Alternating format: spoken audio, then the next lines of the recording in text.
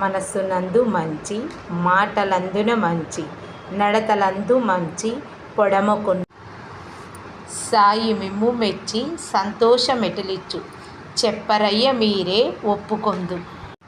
మనస్సునందు మంచి మాటలందున మంచి నడతలందు మంచి పొడమకున్న సాయి మిమ్ము మెచ్చి సంతోషమెటులిచ్చు చెప్పరయ్య మీరే ఒప్పుకొందు. ఈ పద్యానికి భావం స్వామి ఏం చెప్పారంటే, మంచి ఆలోచన, మంచి మాటలు, మంచి చేతులు కలిగి ఉండిన వారిని మాత్రమే సాయి మెచ్చుకొని సంతోషం కలిగిస్తారు.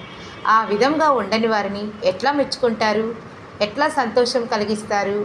కనుక సాయి మేము మెచ్చుకొని సంతోషాన్ని ఇవ్వాలని కోరుకునేవారంతా ఆయనకి ఇష్టమైన ఆ పద్ధతిని అనుసరించాలి, అనగా త్రికరణ శుద్ధిని సాధించాలి.